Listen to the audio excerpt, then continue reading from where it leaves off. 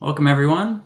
If you're here for how to leverage user intent to transform your content strategy. How's it going, Leah? Going all right. How about you, Ben? Going well here in near South Philly. How's the weather in the Berkshires? It's rainy. It's rainy.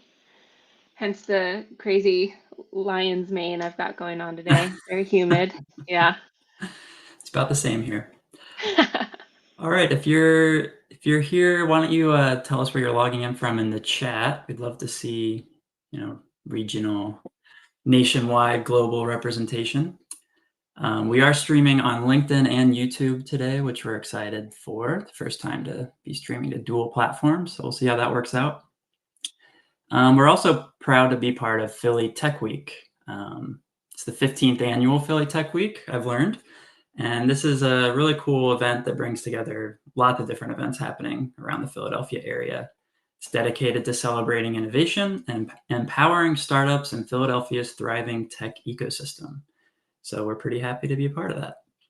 My name's Ben. I'll be in the background helping to field your questions during the Q&A. And Leah and I work together at Forefront, which is a digital marketing agency that harnesses advanced data analytics to deliver smarter, faster, and more impactful results. Awesome. Yeah, seeing a lot of Philly representation. Great to see you all. So I'd love to get this presentation kicked off. Let me just introduce Leah, who is SEO specialist at Forefront. Leah has many years of experience in digital marketing, including as a freelancer and a promoter of her own photography business. Her diverse background in digital marketing spans everything from email and copywriting to social media management and running search campaigns. And this skill set allows Leah to bring a holistic perspective, creating comprehensive strategies that align with her clients' broader marketing goals. And can definitely testify to that. Seeing you do great work for your clients. So excited to see what you have to share. I'll kick it Thank over you, to you, Leah. Ben. Thanks. Yeah, that was a great introduction. So touched. All right. Hi, everybody. Like Ben said, you're chiming in for the webinar on how to leverage user intent and transform your content strategy. I'm Leah Hart. Thank you so much for being here. Let's kick this off. So before we get started, I love two truths and a lie. So that's what we're going to play to get this started. So if you've never played two truths and a lie before, two of these things on the screen right now are true and one of them is not. Number one, 60% of content created by brands is considered irrelevant or fails to deliver value to its audience. Number two, Google processes over 5.6 billion search queries every day, making user intent more critical than ever for content success. And number three, 85% of Google's ranking algorithm is based on keyword optimization rather than relevance to user intent. I don't think this one is super difficult, but go ahead and drop your guess for which one is the lie in the chat. Let's see how y'all do. Give you a couple seconds here. Is it 1, 2, or 3? Identify the lie.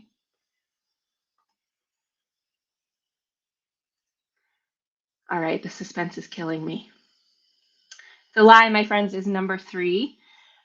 More and more, Google's algorithms are tailored toward helping people find what they're looking for in the format that they're looking for, regardless of signals that used to kind of matter, like keyword density. So let's take a closer look at the truths here. So in the 2017 Havas Meaningful Brands study, they found that 60% of content produced by the world's top 1,500 brands is considered, quote, poor, irrelevant, or fails to deliver value to consumers or business results. 60%. So in a world where people are making over 5.5 billion searches a day, understanding user intent and search intent, what people are actually looking for when they make a search, has never been more important. Now, I don't like to use being busy as a badge. I know that that's like kind of a thing in the world right now, but I also know that digital marketers and marketers in general are busy. So let's stop wasting 60% of the time on content that people aren't looking for, that's not meeting people's needs. And let's focus on creating a strategy where we're creating content that people are actually looking for. Oh, yep, I skipped ahead of myself here. So many businesses create content based on assumptions or guesses about what their audience is looking for, rather than doing the research and basing those decisions on data. This can lead to low engagement and waste resources like your time. So, putting in the work and doing the research is obviously no guarantee that your content is going to go viral and make you $1 million. But working to understand user intent helps to ensure that your content actually delivers value to your audience and helps convert those visitors into customers. So, in the world of SEO, a lot of the time when we say content, we're talking about blogs, right? Blogs or like page content. But understanding user intent can also unlock all kinds of different content for you, from Instagram posts or TikTok videos or podcasts and webinars. When you understand what your audience is really looking for and how they want to receive that information, a whole new world of content can open up for you, giving you all kinds of ways to get in front of and connect with your audience. So, to share an example of this, I was in a client meeting recently talking about YouTube strategy. And we were talking about creating videos and tailoring their length and their format for the intended audience. And we were talking about kind of one of their sub audiences, which is moms. And I'm not a parent, but I know lots of parents. I've met moms before. And I know it's kind of a thing that for a good long chunk of your child's childhood, you don't get any time to yourself except for the like 2.5 minutes, maybe, that you can steal away to the bathroom and close the door. So if you're trying to create content that's aimed at busy moms, a 45-minute webinar is just never something they're going to have time for. So you need to condense that information into something more quick and digestible, like a YouTube short. But more on that later. That's just kind of a primer for thinking about how your content format and your audience work together to inform your strategy here. All right, let's get Dwight Schrute out of the way here. So what are we going to talk about today? First, we're going to dive into what user intent actually is, why it's important, and how to discover it. Let's see. Next, we're going to talk about pairing content format with intent. And last, we're going to talk about how to actually put all that together into a clear strategy. So no more guessing. Let's get into it.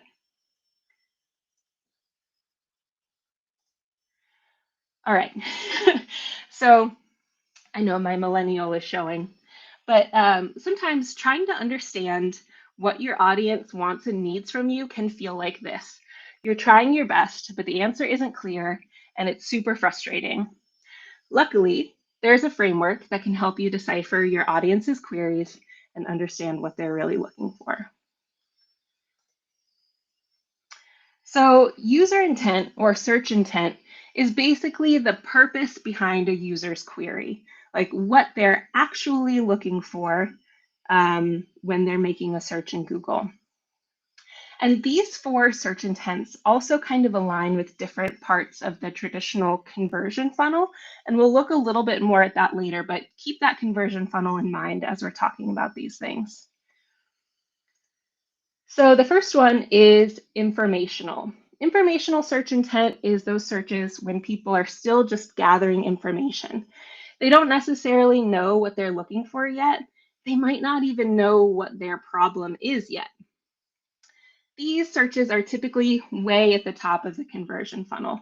This can be a really great place to get in front of your audience and start providing value, but there's also typically a lot of competition for these queries, including more and more from AI overviews. So quick shameless plug here. I recently did a webinar with my colleague Jared about AI overviews and how you can kind of optimize for those. and tailor your content to show up in AI overviews. So if that's interesting to you, check out that webinar on our LinkedIn or our YouTube. But I'll stop with the plug here. The next type is commercial. And commercial intent is when your audience knows what their problem is, they have a pretty good idea of what solution they're looking for, and so now they're kind of just checking out their options. This is where your unique value proposition becomes super important. These searches are where you want to be showing your audience what's the difference between you and the other guy. The next type is transactional. So when you're dealing with transactional search intent, these folks know what they're looking for. They've got their credit card out and they're ready to make a purchase. They might still be kind of finalizing the details, deciding whether they're going to buy from this site or this site. They might be looking for deals and promos, but they know what they're looking for. They're ready to make a purchase. And the last type is navigational. So navigational queries are exactly what they sound like. People know what page they're trying to end up on, and it's easier to type that into search than to remember the URL or go find their bookmark. Excuse me.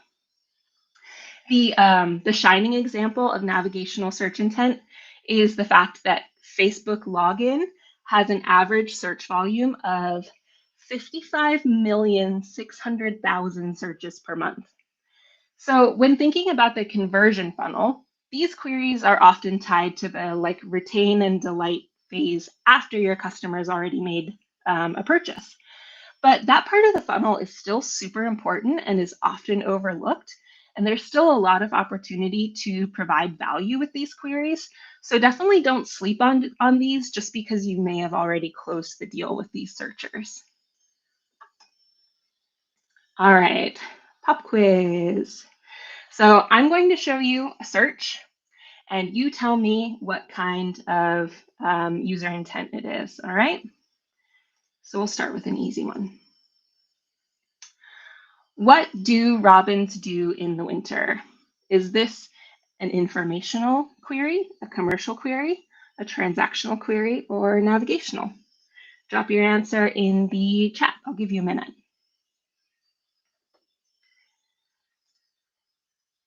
All right. This is an informational query. And how do you know? If it has a who, what, where, when, why, or how, you can usually count on it being an informational query. Not all of them are going to be that easy, but that's one dead giveaway. All right. Next one. Let's see. All right, this one is a little trickier. eBird rare bird sightings map. Is it informational, commercial, transactional, or navigational? Any other eBird users out here, by the way? Raise your hand in the chat. We can connect later. All right, this one is navigational. The searcher here knows exactly what they're looking for. They're not going there to make a purchase because that would be transactional, but they're basically using Google to outsource having to remember the URL for the map that they're looking for. All right, next one. Best heated bird bath with solar panels. Any ideas what this one might be? Informational, commercial, transactional, navigational. All right, this one is commercial, but if you said informational, I'll forgive you. The giveaway here is the word best. If they're looking for a comparison, it's going to be commercial for sure. All right, good job, everybody. Thank you for participating in this pop quiz. Let's keep going. So why does user intent really even matter? Now that you understand the different types of user intent, it still might not be clear why it's super important or how or why that should inform the content you create.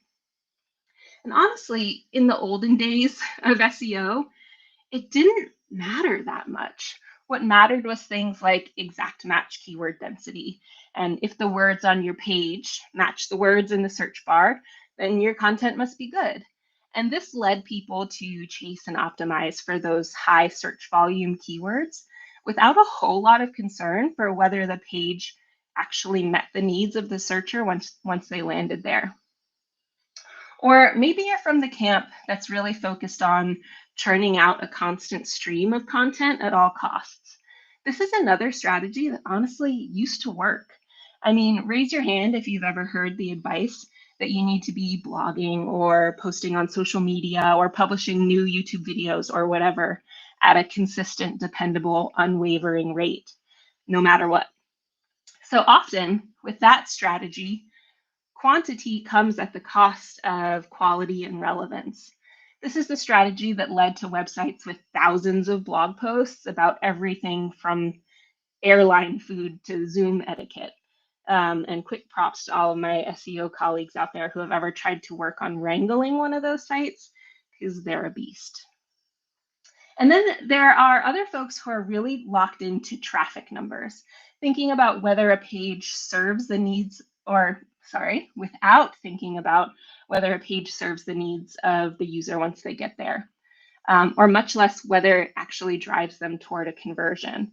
For so long in the world of digital marketing, and I'm still seeing this today, there's been this invisible equation where traffic or clicks or page views are used as a metric for success without looking past the point where the page actually loads on the user screen. This is a soapbox I'm on a big way this year, but traffic doesn't necessarily equal success. Just because people are landing on your page doesn't mean that they're getting what they're looking for there. And search is changing, and the way that people engage with the internet is changing. And so KPIs and success metrics need to change too. But I digress. Maybe that'll be a topic for a future webinar. All that to say, there are a ton of perfectly valid and understandable reasons why user intent might not be on your radar yet. So welcome, you're among friends, and let's change that for you. So why does user intent really matter? Serving user intent builds trust and authority. When you create and optimize your content for user intent, you're simultaneously improving your EEAT, experience, expertise, authoritativeness, and trustworthiness, which is a big signal to Google that your content is high quality. And when you can provide a great, relevant answer to your users' queries, that demonstrates to both Google and to users that you're really an expert on the topic with knowledge and insights to share. And it helps to position you as a trusted expert on the topic, which can in turn lead to little SEO bonuses like backlinks. And on the other hand, content that's stuffed full of all the right keywords but doesn't actually give you what you want, what you're looking for, that can feel spammy, and it can lead you to click back to Google, which is a huge, terrible signal, by the way. If people are landing on your page and then going back to Google, that totally degrades the trust and confidence in your site, and it potentially negatively impacts your entire site's rankings, visibility, and your bottom line. So serving user intent is great for building trust and authority. It also improves your user experience. So by ensuring that content directly addresses the needs and expectations of users, that serves your user intent, it aligns with what users are searching for, and it helps to create a seamless and satisfying experience, reducing frustration and encouraging people to come back to your site. Search engines love it, which means improved search visibility. So search engines prioritize content that aligns with what users are actively searching for. By creating content that directly addresses users' needs, whether it's answering questions, solving problems, facilitating actions, you increase relevance and engagement. And this alignment signals to search engines like Google that your content is valuable, which can lead to higher rankings and greater organic traffic. All right, so we know what search intent is. We know why it's important. How do you pair format and intent? And I have a story here. So, have you ever been in a rush to make dinner and you open your fridge and you see that all you have left is some incongruous mix of ingredients that you have no idea how to combine into something edible? So, you Google recipe with sauerkraut and tofu and sunflower butter, putting your faith in the worldwide army of internet recipe makers to have something for you. You scroll a bit and you find a recipe that looks relatively quick and promising, and you're realizing that your time to cook food is quickly running out. So you click on it, and when the page finally loads, you're greeted with this novella about how the chef's grandmother used to make her own sauerkraut by candlelight in the old country while caring for her 13 children and 42 goats in a one-room cottage. And by the time you scroll down far enough to find your sun butter tofu recipe, you're so frustrated and out of time that you just close the tab and ordered DoorDash. And this is a pretty classic example of a mismatch between content format and user intent, the whole like world of online recipes. So the format of the content, while ostensibly being exactly what you were looking for, a recipe to use your 3 crazy ingredients, the format of the content is so at odds with how you were hoping to consume that information that it leads to a terrible user experience. So that's how you do it wrong. Let's take a look at how you do it right. All right. So informational intent can be well served by blog posts or long form articles which explain a topic in depth, explainer videos that visually break down complex ideas, and infographics that summarize summarize key points for quick understanding. When it comes to serving informational intent, one strategy that's made a really big difference for me is starting long form content with a short, direct answer right at the top. I picked this up a few years ago while I was working on chasing featured snippets. And it not only helped me win featured snippets, but it also made my content much more user friendly, especially for people who were never going to read the whole blog post anyway, and were just looking for a quick answer to their question. But so after you provide that short answer, if there is a short answer to give, you can use kind of longer form content like blog posts or articles to really dive deeper into the topic. To keep things accessible and easy to kind of scan and read, I make sure that the content is kind of broken up with clear headings that serve as like an outline for my content, bold formatting or other call outs for like the really important information. That helps both the readers who are just going to kind of scan the page and not read every word. That helps them find the information they're looking for. And it also helps search engines kind of identify those main points. For how-to queries, I found that explainer videos are sometimes the best way to really get that content across. They work better than just like a whole page full of text. But my favorite way to do this is actually to pair a video with some written content and use kind of time-stamped links in the content below to link people to specific parts of the video. And finally, infographics are just fantastic for summarizing key points at a glance, and they're super shareable. So when you combine these formats, short answers up top, scannable long form content, and some mix of videos or infographics to make your content more easier for people to engage with, you make it more valuable and more accessible for everyone. So that is informational intent. Commercial intent can be well served by comparison articles or videos that evaluate multiple options side by side. And also buyer's guides explaining how to choose the best product for specific needs. So when you're creating content for this commercial intent, it's important to help users understand what their options are and make confident purchase decisions. So two of the most effective formats, like I said, are going to be comparison articles or videos, which lay out the pros and cons of different products side by side, and buyer's guides that kind of walk through how to choose the best product for your specific needs. So these formats not only build trust, but they also guide users toward taking the next step in their buying journey where they're actually ready to make a purchase. All right, transactional intent.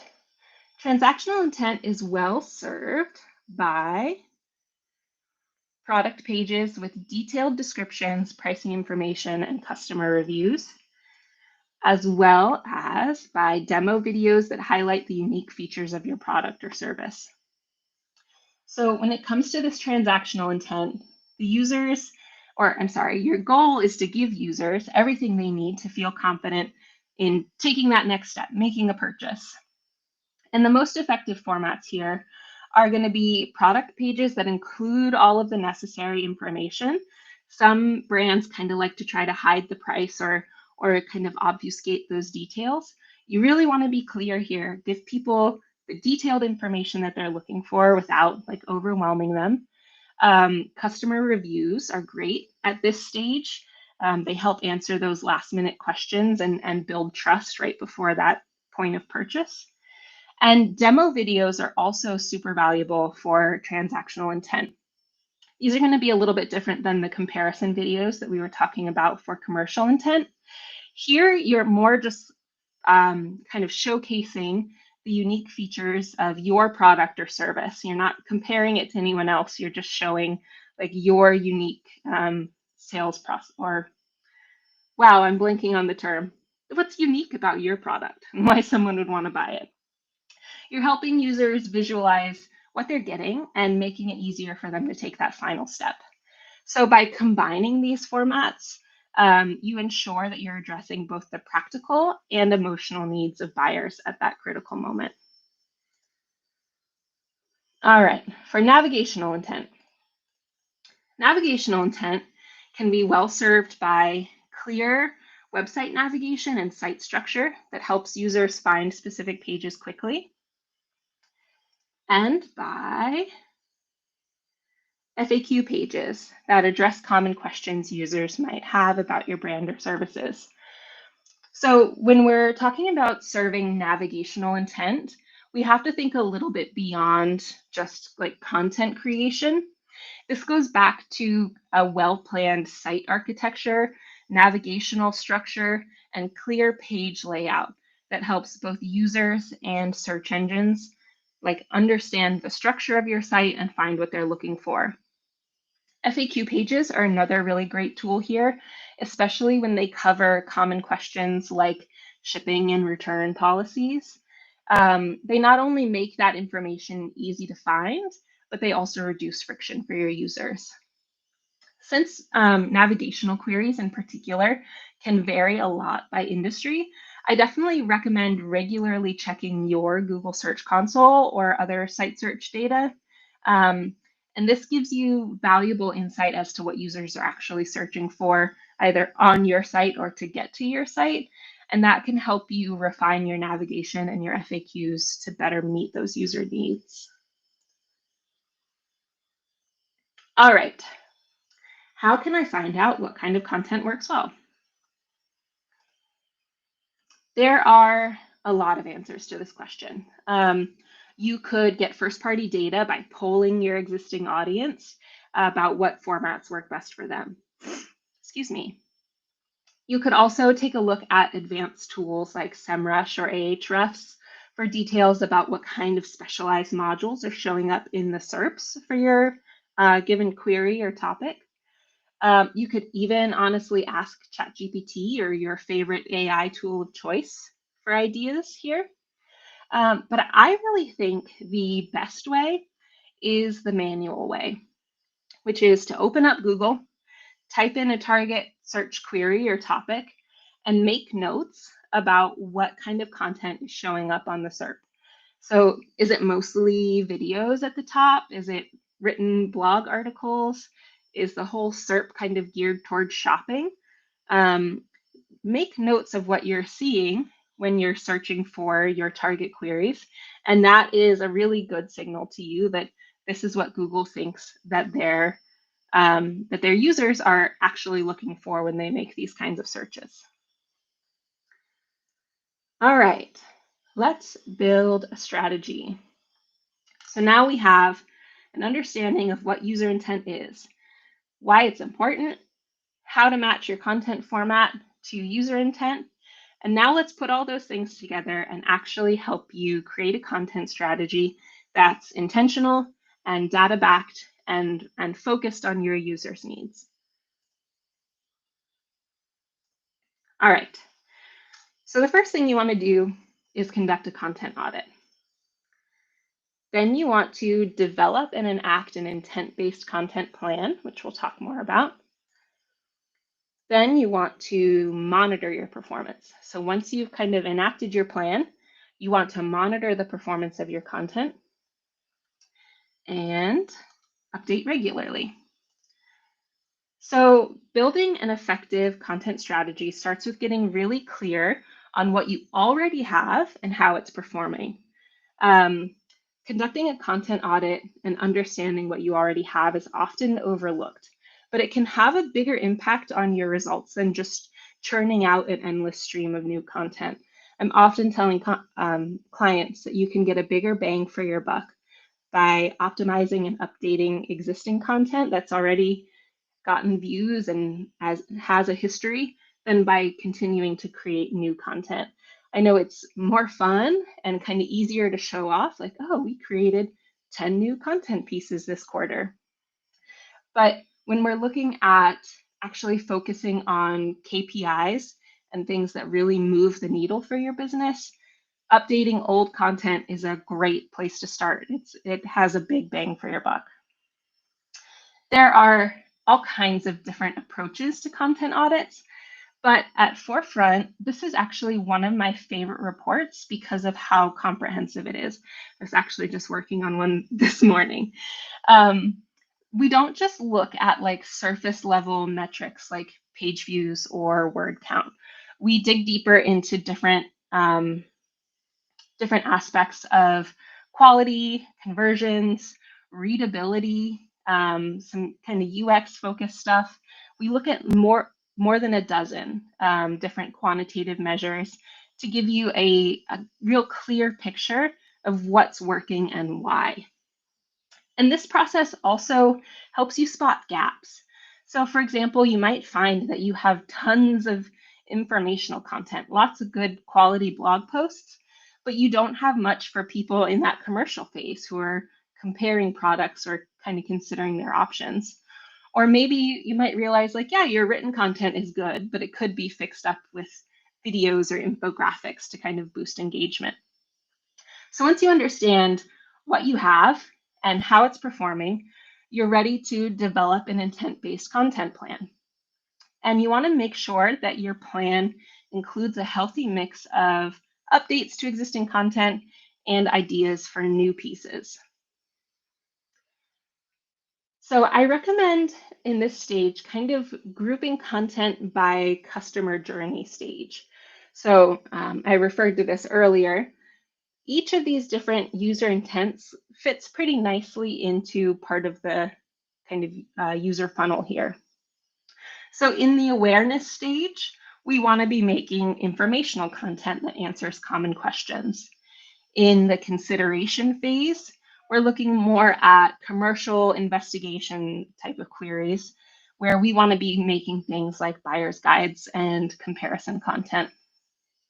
At the decision phase, we're looking at those transactional queries, and we want to be making like sales pages, product pages with clear calls to actions and testimonials that are giving people the information that they need to feel confident in their purchase.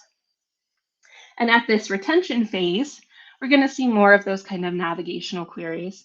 And we want to make sure our website and our content makes it easy for users to return, find what they need, and to stay engaged. So I like to, sorry, got lost here for a second. When I'm putting together this actual content strategy, I like to map it out to a calendar. I think that having those deadlines really helps keep things moving. And here I do have to give a shout out to my project managers, Chris and Dan, because they're actually the ones that keep things moving and keep this on track. But when you're lining your content up with a calendar, it really helps to see like, okay, this is how long we have to work on this and keep things moving. Um, Side note here, a big problem that a lot of people run into is they let perfect be the enemy of the good when it comes to creating content. And that's why I think giving yourself a deadline really is effective, because at a certain point, you just have to hit publish. And the next step that we'll talk about is coming back to update and improve your content after you've kind of monitored that performance. So don't think of that publish button as like the end all be all. That's your last chance for that content. Um, Let me get back on track here. So monitoring performance is just as important as planning it out. So tracking metrics like bounce rate or time on page, conversion rate, using those things to measure success is important, but you want to remember that there's some nuance here. So you remember we were talking about like informational content where you give the short answer at the top. In those examples, users might not stay on the page very long. They might get all the information they need from the short answer at the top and be done and leave. So you might not see a long time on page as your metric. So you need to kind of understand the nuance there and think kind of more big picture about the user's experience on the page and whether the metrics that you're seeing kind of align with how you would expect people to use that page. And then, like I said, don't forget to update your content regularly. Your job isn't done when you hit publish. I like to schedule check ins at 3, 6, and 12 months to refresh content, look at the stats, look at how it's performing, add tweaks, update statistics, things like that. You want to make sure that your content continues to meet your audience's needs as search trends and behaviors, and honestly, the information that you're sharing shifts and changes. So keeping your content fresh and relevant can be challenging, but it's honestly an essential part of a successful strategy. All right. Are you excited? I'm excited for you. Understanding how user intent and how it should impact your content strategy is such a huge unlock when it comes to crafting content that actually serves your audience and keeps them coming back. I know we've covered so much today, and so we have a great free download for you that you can keep handy while you're working on your content. Ben, can I get that QR code for these lovely folks? Amazing. There's the QR code. This is our free guide that I put together. It tracks right along with these slides. And also, you can always reach out to me personally if you have any questions. So if you download the guide or you're working on something down the road and you're like, hey, I don't really understand what kind of content I should be making here, reach out to me. I would love to help you. Here's my contact information, my email address. Let's also connect on LinkedIn. I'd love to connect with you on LinkedIn. You can contact me in either place. But I think we are ready for QA. I've definitely seen some questions coming in. So Ben, can you hop back in and help me with QA? Got you. Hey, Leah, great job. Great presentation as always. Hey, Yeah, the first thanks. question that we got actually was if we can share the presentation. I know we will share a recording. I don't think there's any problem with sending out the slides. What do you think?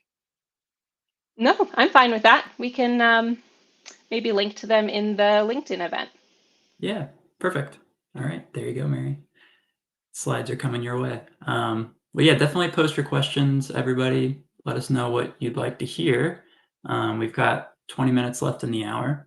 One question I wanted to ask, Leah, just to kick it off. I know you were on your soapbox earlier, as you said, about metrics. So do you have any KPIs that you like to use specifically for intent-based content strategy? Yeah, I think a big one that folks might not always think about is lead quality. So, as your content actually aligns with what your users are looking for, you should start to see that the quality of your leads improves. You'll get more people who have the information that they're looking for, who are actually ready to make a purchase and aren't just like you're not getting as many poor quality leads. So I think lead quality is a good one that you should pay attention to. Also, things like your conversion rate, your customer acquisition costs, and engagement metrics like click through rate, time on page, session length. Like I said, there's some nuance to those, but those are definitely things that I would recommend keeping an eye on. Awesome. Yeah, I've seen a couple people do lead quality really well, and that's so super helpful when you've got a good system for that. Yeah. Yeah, it takes a bit of a system. It's a little bit of a setup for like really measuring that properly, but it's worth it. Yeah, definitely. Cool. Well, we've got one from, I did see the question about the QR code. I threw that back up there for you. And our friend Bob Scavilla is asking, do you find it helpful to list out the progression of intent during a consumer journey? I think it's definitely helpful to keep in mind and to understand that you're going to be speaking to different people at different stages. And so you don't need to answer all search intents with one piece of content. Um, does that answer Bob's question? I wonder. I think so. Yeah, keep it in mind. List it out, whatever works best for your brain, but certainly keep it in mind. Yeah, and I think your slide with the funnel aligns pretty well with consumer journey as well. Yeah. And You can that print was that pretty out, cool. Bob. Hang it next to Yeah. your desk. um, Another question I had was when I think of intent, I know there's these kind of industry buckets, kind of the big ones you mentioned, um, transactional, navigational. I think there's also kind of maybe a step down, more specific intents kind of within those buckets. Do you like to think about intent in that way also? Absolutely. I think for the purposes of this webinar and like kind of maybe introducing this idea to people, starting with the broad buckets is a good place to start. But there absolutely is nuance underneath each of these. And a good way to kind of get your mind around that would be to look in your search console, for example, at the queries that are driving people to your site. And you can kind of group them into these broader buckets, but you'll start to see some trends that emerge within each bucket too. There definitely is some nuance. And that would be a good exercise for like, okay, for this kind of like sub trend of commercial queries, what kind of content am I seeing in Google? Like you might see some variety there that some of them are showing different types of content. So for sure, there's definitely some nuance underneath each one. Cool. Yeah, it's so interesting to hear how even within our team, just different little differences in the approach, and they all seem to work. So that's cool. All right, here's a great question. Are there specific content formats that work best with different intents? For example, informational can be met with infographics, but are infographics only good for informational? No, I think that there are creative uses of all of these content types, which is a very it depends answer. But for example, I think informational intent could, or I'm sorry, I think infographics could really serve commercial intent really well. You can do like a quick kind of comparison chart. Um, so there are content types that work best that you'll see a lot for specific intents, but there are creative uses that kind of break those rules. So, like when I'm teaching people photography, you have to understand the rules before you can break the rules effectively. So I would stick with like, yeah, infographics are good for informational intent. And once you get really comfortable with that and you understand why that works and cases in which it might not work, feel free to break the rules. There are going to be creative uses of different kinds of search intent, but I would get really comfortable with how to use them for the uses that I outlined here before you start kind of going rogue. Or set it up as a test and collect data on, oh, actually, infographics don't work great for commercial intent when we use them. But be intentional about it. Don't just like go rogue. Like it. You have to know the rules before you break them, usually. Mm-hmm. Yeah. All right, cool. Another great question. What are the most common mistakes teams make when rolling out an intent-based content strategy? Hmm. So some common mistakes are just not having clear goals or not having team alignment on what those goals are, not really making a plan. I do think having a specific plan, like, okay, we're going to create, like in this month or in this period of time, we're going to create this kind of content that answers this question for our users at this stage, and get really specific about it and get your team alignment on that. So I'll see kind of different parts of left arm is not talking to the right arm kind of thing in teams. Um, Another big missed opportunity that I see is people not updating content. The set it and forget it, like hit publish, never think about it again, is a real problem that I see. And there's a lot of value left on the table there when you let your content become outdated, or if there are easy ways that you could update it or change the formatting to make it more engaging to people, but you haven't touched that content in years. A big one that I see right now is during COVID, everyone was creating lots of content, right? Because everyone was at home. And what else could you do? But there's so much content up that is still very specifically timely to COVID, but it could be adjusted pretty easily to be more evergreen or more relevant to the current day. But you look at that content and you're immediately like, okay, this is old. Like, this is not relevant to me, even if there is something really valuable you could get from that content if it had been updated. Um, yes, I think that answers the question.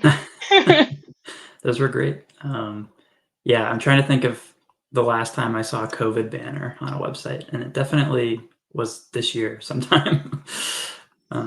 Yeah. Yeah. Uh, Got another good question from Madeline. How many people need to be on a marketing team to execute this content strategy effectively? How many people? So that is a very nuanced question, and feel free to send me an email if you want to give me more details, and I'd be happy to weigh in on that for you. I think a marketing team of one could absolutely execute this strategy. You'd need to just adjust your timelines and your expectations to give yourself time to do the necessary research. Um, Obviously, things can move faster if you've got a larger, real synchronized team that's working toward the same goals and you can all help each other. Sure, things will move faster. But I think you absolutely can do this with a marketing team of one. I've seen solopreneurs put out really great, thoughtful, intentional content with no help. So you absolutely can do it. You just have to kind of adjust your expectations and timelines accordingly. That's a great answer. And to some of your points earlier, a bigger team might introduce, more process problems actually in Yeah, some some cases. unstable elements. Yeah. Yeah. Yeah, when you have to balance a lot of different needs and expectations. Um, that was actually one question I was going to ask. When you're thinking about aligning a content strategy with search signals, user intent, whatever it might be, do you have any thoughts on how to make sure you're balancing that with other needs of the brand, like brand guidelines or things like that? Yes, and I think a lot of times you're going to run into that where the content that you're working on isn't just affecting your little silo. It's going to impact other areas of the business or have that kind of interplay. So it's definitely something to think about.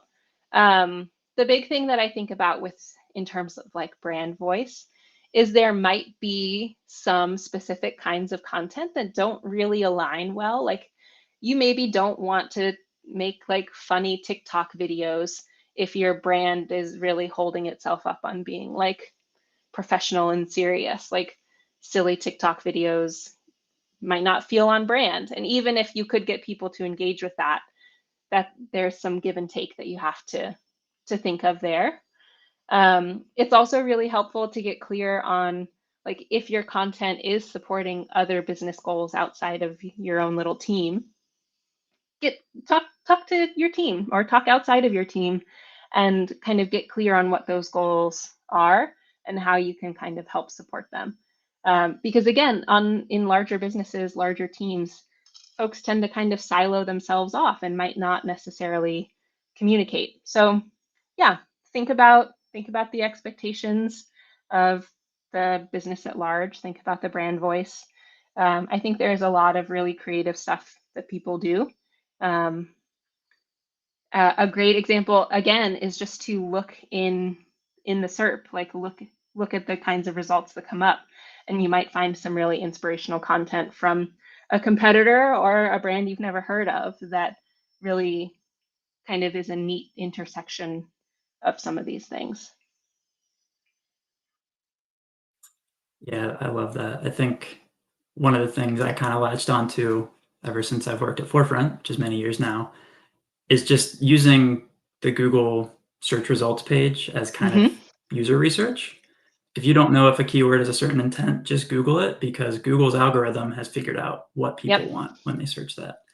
And if you can kind of just read the results from that mindset, you can learn a lot for about what you sure. should be doing. Cool. Well, if anybody else has more questions, please post them in. I think I have a little bit of a lag, so I'll keep an eye on it. Or if there's any follow-ups to questions you already asked, feel free to throw those in. But we are inching up on time. I think, unless there's any more questions, the one thing that I wanted to ask, just to kind of wrap a bow on this, Leah, is, what's the one takeaway that you think someone should have in their mind from this That's a great presentation? question, Ben. So I think this goes back to my kind of larger philosophy about content creation, which is that at the heart of it, you should be coming to content creation with this mindset of wanting to give and serve and help people for the purpose of giving and serving and helping people. And if you meet that goal, if you actually provide value for your users, all of the other stuff will kind of follow naturally. So instead of thinking like traffic numbers or engagement rates or whatever, like think about how can I actually use this content to help people who might land here actually solve their problem or answer their question or know what their next step is to take. And all of the other stuff will flow naturally if you're meeting that. So come to content creation with the idea of altruistically serving your audience and helping them solve their problems. That's the big takeaway. I love that. Well, I think we can't end it on a better note than that. So, well done, Leah. Yeah, thank you all for joining. This has been a lot of fun. Keep an eye out for uh, the follow-ups that we'll send. We'll send out the recording and Leah's slides. But thank you so Thanks, much. Ben. Thanks, Thank you, Leah. everyone, for joining. Enjoy the rest of your day.